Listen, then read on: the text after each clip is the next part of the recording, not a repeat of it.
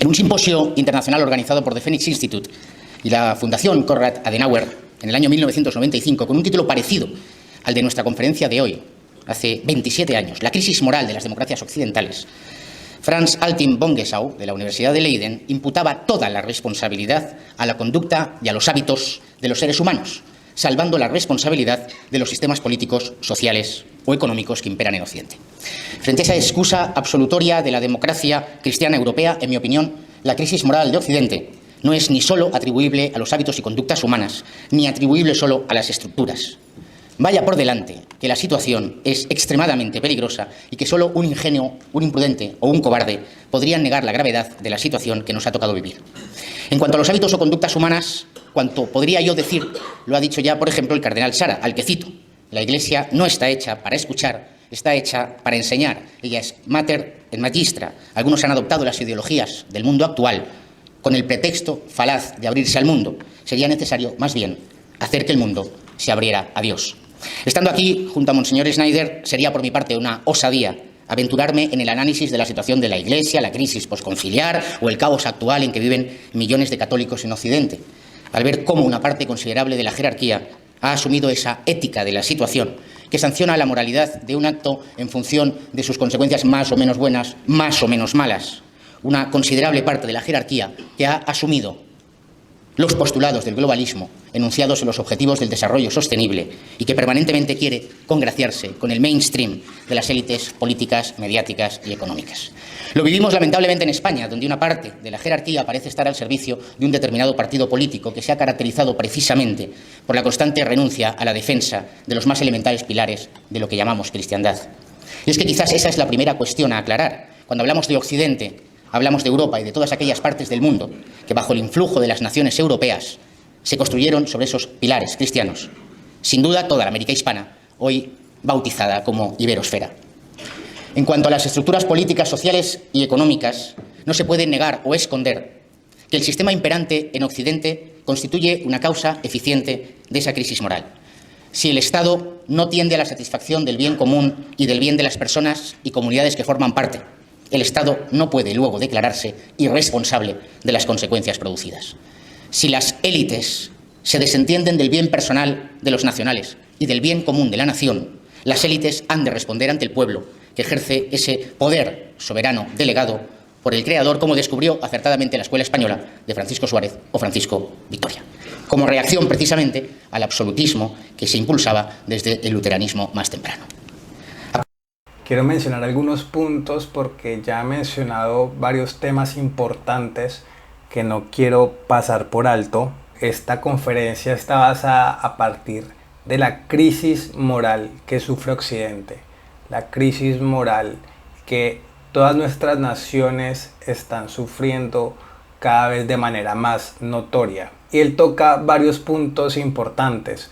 Primero, cómo hay unas jerarquías, cómo hay unas élites que están dejando de ver los intereses de las naciones, los intereses de los grupos sociales, si es que acaso alguna vez vieron por estos, y lo que están buscando es imponer una agenda globalista, no una visión de mundo pensado desde los territorios ni pensado desde las naciones, tampoco pensado desde las particularidades de cada territorio, ni desde sus creencias, ni desde sus valores, ni desde las visiones de mundo que cada uno tiene, sino que por el contrario intentan imponer una visión de mundo global que se ajuste a los intereses de ellos. Intereses que a grandes rasgos van en contra de la identidad de las naciones, van en contra de los valores y la moralidad que hay en los territorios. Por eso hoy vemos cómo se promueven cosas como el aborto, cómo se promueve la división y el enfrentamiento entre hombres y mujeres, cómo se le dice a la ciudadanía desde su juventud, desde su niñez,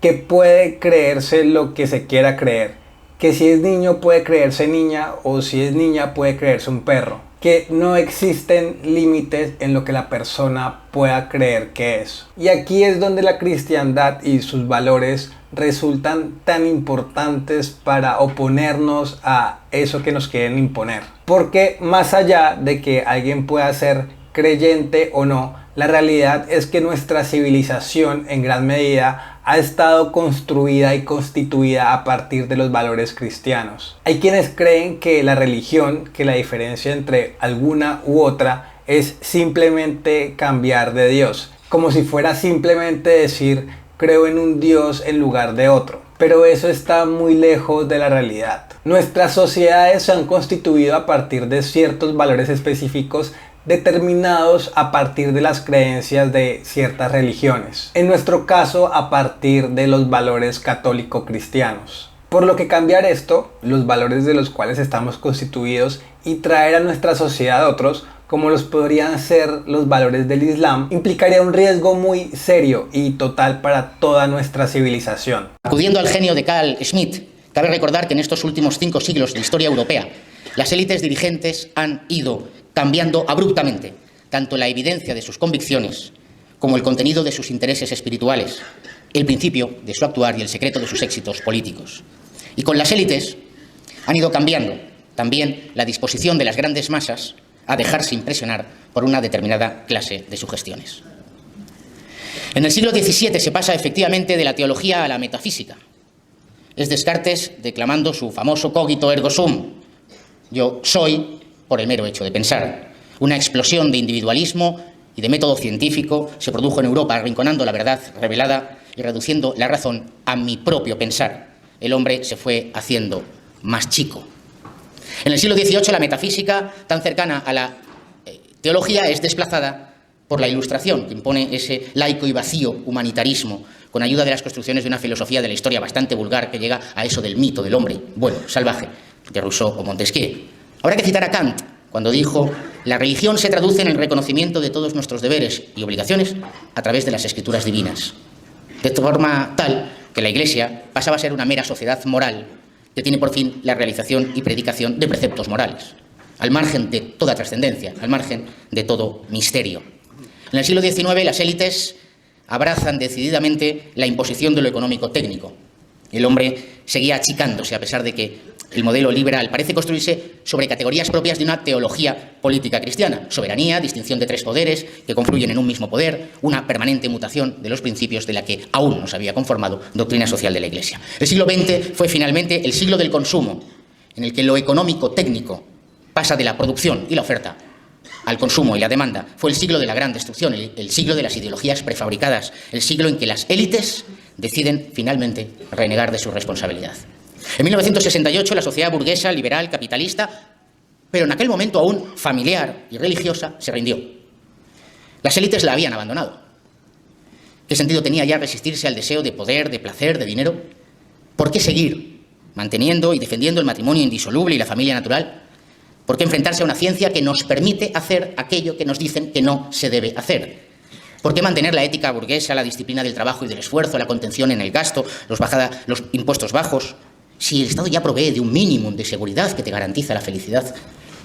¿Por qué no rendirse a la evidencia de la fragilidad humana y al deseo de lo inmediato? ¿Por qué defender lo propio y no doblegarse a lo ajeno? ¿Por qué tener hijos si nos vamos a morir mañana? Sin renunciar al triunfo de lo económico, de la utilidad y la rentabilidad, la sociedad burguesa, capitalista y liberal dejó de ser familiar y religiosa. Ser es defenderse, dijo nuestro maestro. También Burke advirtió que las batallas que se pierden son las que no se dan. A sensu contrario, Europa, el Occidente, pareció decaer, citando a Quevedo, de la carrera de la edad cansado, y no compareció en el campo de batalla. Pero en 1989 cae el muro, y el otro lado también decide rendirse.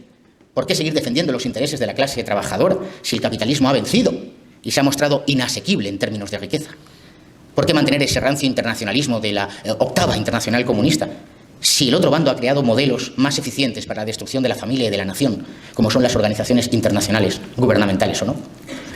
Las élites de uno y de otro bando decidieron aliarse para mantenerse en el poder. A las falsas élites conservadoras y liberales, el globalismo les permite ensanchar el mercado. En un mundo sin fronteras, sin identidades, sin culturas, sin tradiciones, sin folclore, todo y todos son susceptibles de convertirse en consumidores de lo mismo. La misma comida prefabricada, las mismas hamburguesas de soja, los mismos insectos. A las falsas élites izquierdistas el globalismo también les ha servido para disolver la identidad familiar y nacional del ciudadano, así como su sentido de pertenencia a una comunidad o a una fe que durante el siglo XX fue precisamente el impedimento ejecutivo y eficiente de la imposición de su socialismo científico. El siglo XXI.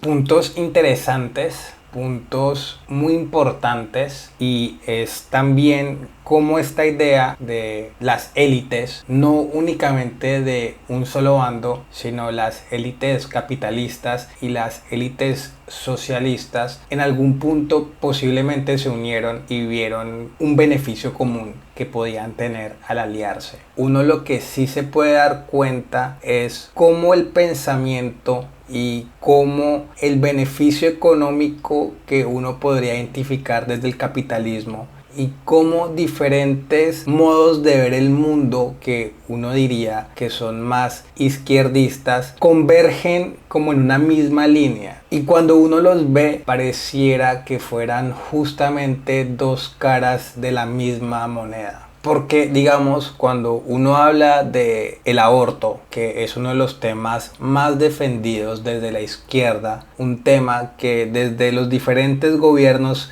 de izquierda a nivel mundial se ha defendido con mucho ímpetu, con un discurso propiamente izquierdista, un discurso de división, un discurso en el que la mujer es víctima de una opresión por parte del hombre y de la sociedad debido a que no se le da el derecho a decidir sobre su propio cuerpo, lo cual en términos generales uno puede identificarlo como un discurso más izquierdista. Se alinea con el interés económico que hay detrás de este, se alinea con el beneficio desde el mercado que hay con el negocio del aborto. Se da desde un interés desde las multinacionales abortistas a tener un mayor dominio económico, un mayor dominio en el mercado, pero escondido detrás de un discurso que habla de derechos. Tenemos entonces un discurso supuestamente social, más de izquierda, y un interés más capital, más de derecha, trazados en la misma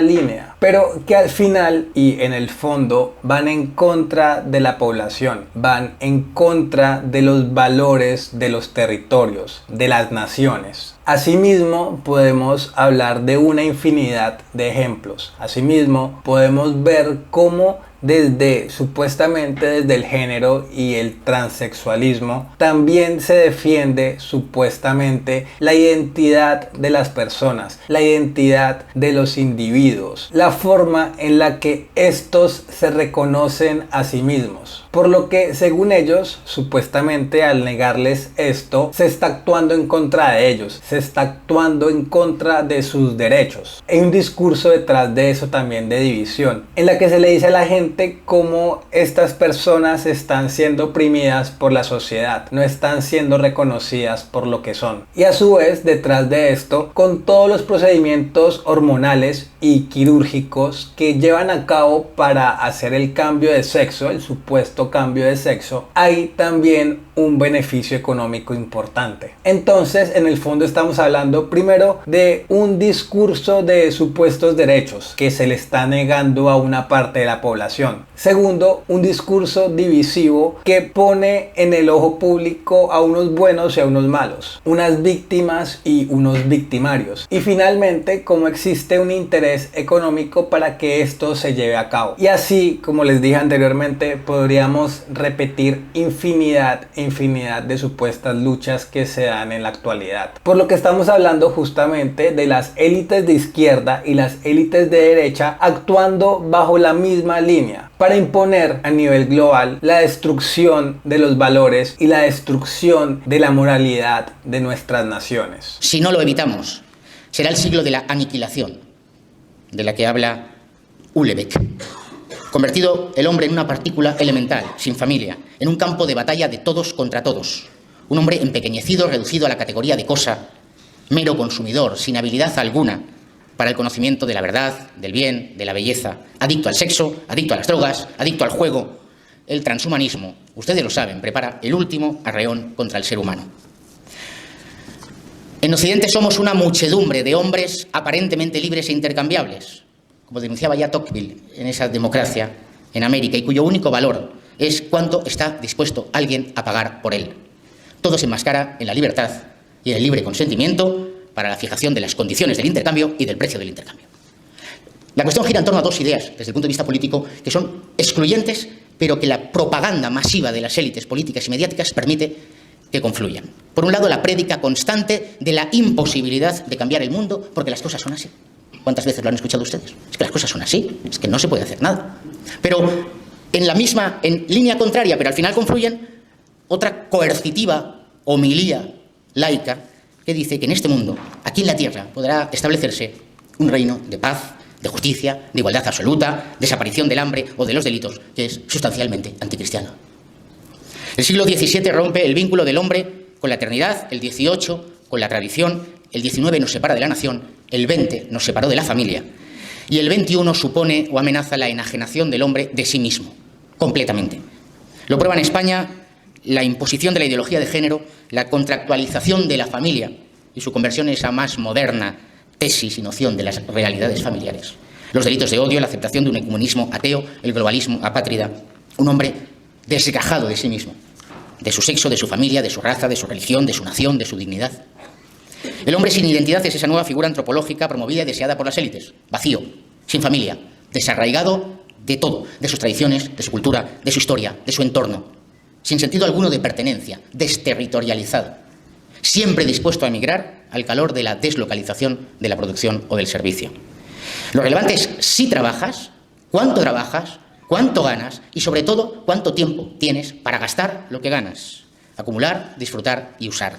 Un hombre adormecido ante las injusticias reales, como la situación laboral que afrontan las mujeres que quieren ser madres y se quedan embarazadas, las nuevas formas de explotación laboral para una gran parte de los trabajadores en plataformas, los jóvenes ilusionados que entran en una gran corporación internacional, el abuso permanente a la infancia y a la adolescencia, a la que se le impone injustamente la obligación de decidir sobre cosas que no saben, que no pueden o que no deben. Otro punto importante y es justamente la destrucción de la identidad del hombre. Y pareciera contradictorio en nuestro mundo actual, en donde prácticamente solo se habla de identidad. Cómo se identifica una persona, cómo se siente, cómo se determina frente al mundo. Pero este discurso de identidad lo que en realidad está buscando es separar la identidad del individuo con el del resto de la sociedad. Separarla de su nación, separarla de sus valores, separarla de su moralidad, separarla de su familia. Lo que buscan las élites de hoy en día es decirnos que cada quien puede identificarse como quiera y que no tiene que tener ningún lazo ni ninguna raíz respecto a su nación ni respecto a su territorio, finalmente separándola de su entorno. Y al momento en que se separa la identidad de un individuo de su entorno, este no va a luchar por un beneficio común, este únicamente va a luchar por sus propios intereses y por los dos o tres que se puedan identificar de la misma forma que él. Y es que esto es muy evidente, lo vemos desde lo más básico y lo más elemental, como lo es el género, como lo es el sexo, como hoy en día se dice que la persona puede separarse de su identidad biológica, de su identidad genética y decir que es algo totalmente diferente. Los más de 100 géneros que se promueven hoy en día no tienen ninguna relación con la realidad, no tienen ninguna consistencia con la biología. El único motivo por el cual esto se promueve es para dividir aún más a la sociedad,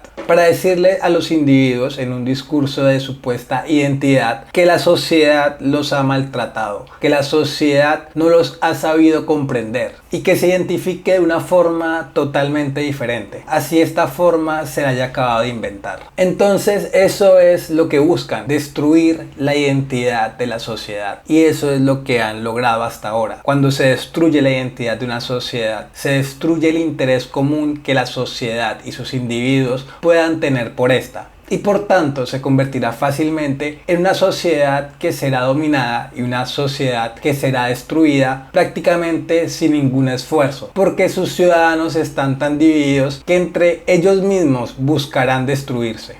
Las élites han decidido transformar el mundo, arrasarlo, eliminar fronteras, poderes nacionales democráticos, barrer culturas, aniquilar toda la trascendencia, toda identidad fuerte. Todo empezó con la guerra a lo vertical. Pero el título de la conferencia tiene dos partes. La crisis moral de Occidente. ¿Hay esperanza? Por supuesto que hay esperanza. El cuerno de Gondor ha resonado en todo Occidente. Y a su sonido se reagrupan las fuerzas dispersas y desorientadas. Como en el sitio de Viena, todas las naciones europeas han de acudir a la llamada de la civilización. Como en Lepanto, todas las naciones europeas han de acudir a la llamada de la civilización. Se hace imperativo un programa político generoso, valiente, exigente, fiel, audaz, insolente, porque hay suficientes elementos para rehacer Occidente. En primer lugar, el cuidado de la propia identidad. Como ha señalado Julián Languela, Jesucristo no era un hippie desarraigado. Era un obrero enraizado en su comunidad, de estirpe conocida, que formaba parte de una familia tradicional, que cumplió con todas las etapas rituales de la vida de un hombre de su tiempo. Nació donde debía nacer, en Belén de Judá, la más pequeña. Huyó a Egipto perseguido con su familia, pero su familia ejerció su derecho a no emigrar y volvió al lugar de su pertenencia, a sus raíces. Fue presentado en el templo. Se hicieron por él los sacrificios acostumbrados, las tórtolas. Tuvo un trabajo estable y un lugar conocido, Nazaret. Y lloró al pensar en la caída inminente de Jerusalén, su patria, y no otra patria. Precisamente el cristianismo es universal porque es identitario. Las costumbres populares ilustran esta vitalidad identitaria salvaguardada por la fe vivida en común. Las únicas tradiciones todavía vivas en una nación como España son las de origen católico. Los regalos, los Reyes Magos, las romerías de mayo, el Día del Corpus, las visitas a los cementerios en el Día de Todos los Santos. Hagámonos fuertes en nuestra identidad y en nuestras costumbres. Hay esperanza. Los niños siguen deseando y ansiando ver a los Reyes Magos el día 5 de enero de cada año. En segundo lugar, la defensa de la soberanía.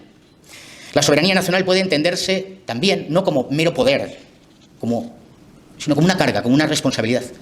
El conjunto de potestades que detenta la nación soberana para su gobierno y administración en aras a la consecución del bien común y que se ejercen para el interés del propio pueblo que conforma la nación en un tiempo determinado, teniendo como límites la ley natural y las costumbres o tradición de la nación. Con ello, el Estado ya no aparece como ese ser omnipotente, omnisciente y absoluto, ni es fruto de un inexistente contrato social, en virtud del cual, por arte de Birli Birloque, la comunidad tiene como límites los derechos individuales. El Estado es solo una estructura jurídica, política, al servicio del bien común. En términos políticos diríamos el interés nacional, que ostenta solo, pero ha de ejercerlas aquellas potestades necesarias para garantizar el bien de las personas y el bien común, que no nace de ningún contrato social, sino de la historia, de la tradición, del martirio y de la heroicidad, y cuya legitimidad está precisamente en la defensa de la unidad, el respeto a la ley, las costumbres de la nación, y que por ello no concibe atentar contra el bien personal, ni acepta que el interés individual de tal o cual sujeto haya de sobreponerse al interés de la comunidad. Como afirmó Pío XII en su discurso a los puristas católicos el 6 de diciembre de 1953, la soberanía no es la divinización o la omnipotencia del Estado, como en el sentido de Hegel, o a la manera de un positivismo jurídico absoluto. Frente al silencio atronador de las últimas décadas, hoy hay esperanza. Hungría y Polonia exigen respeto a las decisiones de sus parlamentos, concordes a su tradición jurídica y a la ley natural. La primacía del derecho de la Unión Europea se pone en duda cada vez más por tribunales nacionales. La emergencia económica que vive Europa ha traído al debate político la urgencia de hablar de cuestiones tan relevantes como la soberanía alimentaria, la soberanía energética, que ponen de manifiesto la necesidad de autonomía de las familias y de las comunidades que forman parte de una nación. Existe hoy toda una corriente que desde la propia identidad quiere construir alianzas entre naciones soberanas, entre los partidos conservadores de Europa, o ese foro de Madrid que impulsa la Fundación Disenso presidida por Santiago Abascal. Todo esto no existía hace 10 años. En tercer lugar, la salvaguardia del orden jurídico. Hay que afirmar claramente que ninguna autoridad humana, ningún Estado, ninguna comunidad de Estados pueden dar un mandato o una autorización positivos para enseñar o hacer lo que fuera contrario a la verdad o al bien. No se puede. Es preciso construir comunidades e instituciones que acojan al ciudadano, le sostienen, impulsan y contribuyen a su crecimiento personal con un deber de solidaridad compartido. Trabajadores desempleados, inquilinos desahuciados, empresarios quebrados, jóvenes desesperados. El espíritu de la modernidad les acusa de perdedores y les convierte en parias sociales, porque es el éxito, la competencia, el rendimiento y el triunfo efímero lo que la modernidad valora. La explosión brutal de derechos subjetivos desnaturaliza el sentido del derecho. Crea un escenario de enfrentamiento social permanente. Difumina hasta la desaparición las comunidades naturales como la familia, en la que nuestras relaciones no son en virtud de derechos, sino en virtud de bienes compartidos. Por eso no pueden afirmarse derechos que atentan, dañan, destruyen o desvanecen los bienes a proteger. No puede hablarse de un derecho al aborto, ya que se opone violentamente al bien a proteger, que es la vida. Por lo mismo,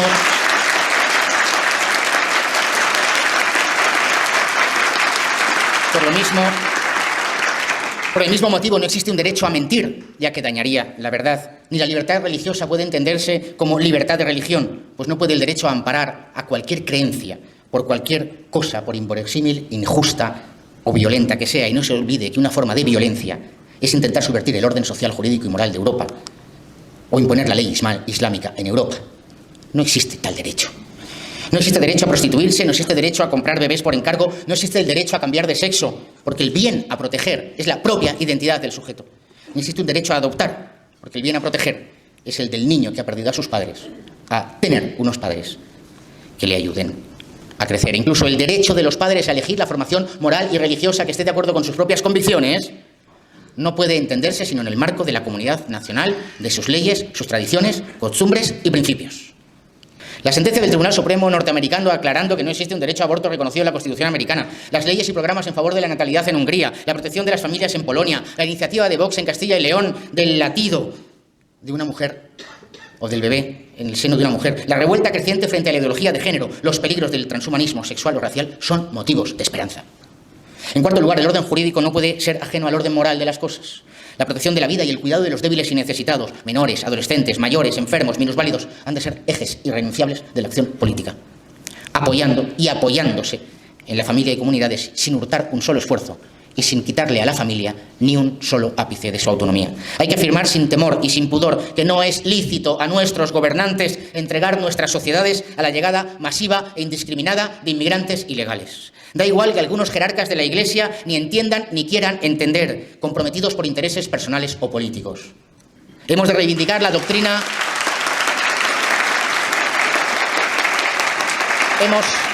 Hemos de reivindicar la doctrina tradicional sobre las condiciones del derecho a emigrar, que el inmigrante se haya visto forzado a abandonar su patria, que además de estar necesitado sea honrado, que la acogida esté condicionada a la posibilidad de hacer vivir a un gran número de hombres y que no se vulnere el bien común. La deportación de los inmigrantes ilegales, de quienes han sido traídos por las mafias con la colaboración de estados extranjeros, es un deber político y moral en defensa de la comunidad. Por amor y cuidado a los nuestros. La caridad tiene un orden y empieza por los de casa. Como ya señaló Carl Schmitt, en la pugna histórica entre el cristianismo y el islam, jamás se le ocurrió a cristiano alguno entregar Europa al islam en vez de defenderla, él, por amor, a los sarracenos o a los turcos.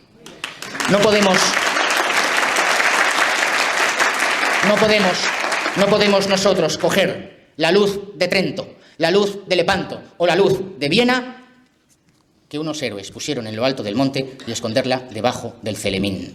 Es motivo de esperanza que cada vez más europeos son conscientes del peligro de las puertas abiertas, del riesgo cierto a sus vidas y seguridad, de la inconsistencia de los sistemas públicos sociales y de la creciente islamización de Europa. Cierto es que la persecución de los medios de propaganda constituye un freno notable a ese espíritu civilizatorio, pero no lo es menos que hay una minoría selecta que cada vez sale en mayor medida del consenso progre. En quinto lugar, voy acabando, por supuesto que hay que hacerse fuertes en el principio democrático, claro, pero constituye una adulteración de la democracia, la justificación de cualquier norma a través del principio deliberativo y del principio de las mayorías. La democracia es una forma política y no es el fundamento de la libertad ni de la comunidad. En España lo sabemos muy bien porque el artículo 2 de la Constitución dice que ésta se fundamenta en la indisoluble unidad de la nación española. Cuando la democracia es la sustancia y no la forma, el principio de la mayoría se presenta como pura imposición de la fuerza. Es necesario dotar de contenido sustantivo la democracia y ese contenido no puede venir dado. Sustancia y no la forma, el principio de la mayoría se presenta como pura imposición española. Cuando la democracia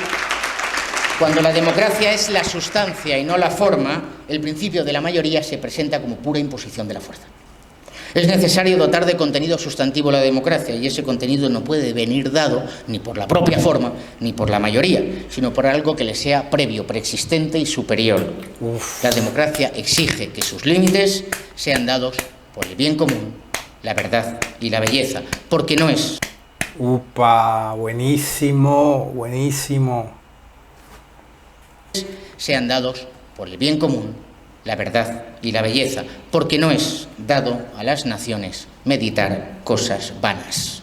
Hemos de reivindicar. Esto que menciona de la democracia me parece importantísimo. No se lo he escuchado casi que a nadie más. No recuerdo otro político que lo haya dicho, pero me parece esencial lo que dice y me encanta que lo diga porque no lo esperaba. La democracia es la forma y no puede ser la sustancia. Muchas veces, y eso es algo muy recurrente que vemos en todo lugar en el que se hable de democracia, es que se ve la democracia como el fin máximo y que supuestamente cualquier error que se presente en este tipo de sistema es error de quienes vivimos en una democracia. Nunca es error propiamente de la democracia. Eso es lo que se dice comúnmente, pero la realidad es que la democracia debe tener como único fin lo que Buxadé expone en este discurso, principalmente el bien común y la verdad. Tanto la democracia como cualquier otro sistema político que tenga un gobierno o que tenga una nación debe tener estas prioridades. No hay nada por encima de eso, ni siquiera el sistema político. Pero muchos de los que se hacen llamar demócratas o muchos que defienden la democracia como el fin máximo, como el ideal, casi siempre obvian esto. Casi siempre tratan de decir que la democracia es buena per se y que cualquier cosa que salga de la democracia es válida así no sea positiva para la población. Esto en ningún caso puede ser así. La democracia no está nunca por encima del interés común. No puede estar nunca por encima del bienestar de la gente. No puede estar nunca por encima de los valores de una nación. Y por eso este punto es tan importante, porque hoy se trata de vender como si sí lo fuera, como si la democracia estuviera por encima de todo, pero hay muchas cosas que están por encima de la democracia. La democracia debe ser únicamente un sistema que debe procurar la búsqueda del bien común y la verdad en una nación.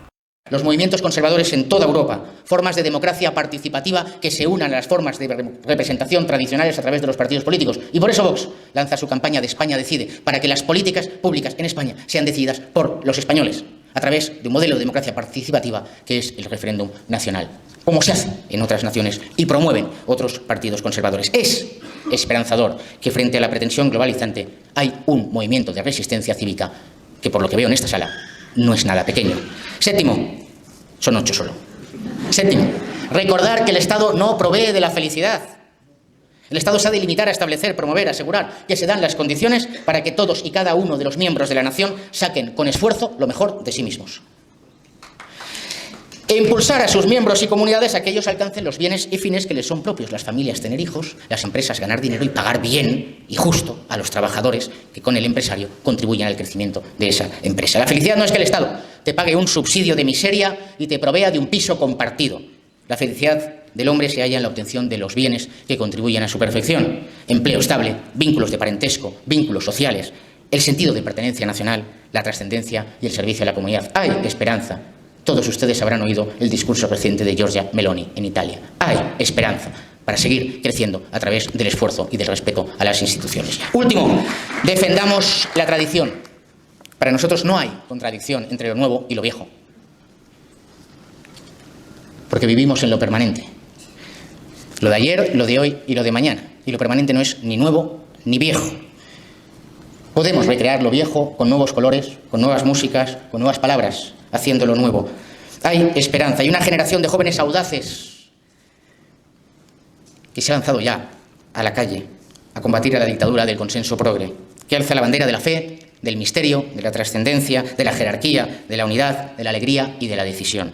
El secreto del éxito es la constancia en la persecución del objetivo, la perseverancia en los hábitos, la rectitud de intención y la eliminación de cualquier tentación de pactar con quien desea buscar nuestro mal. Y permítame, es motivo de esperanza la entereza de obispos, como Monseñor Schneider, que han decidido poner la luz en lo alto del monte para que nadie se despiste y se desoriente. Muchísimas gracias a todos. La polar es lo que importa.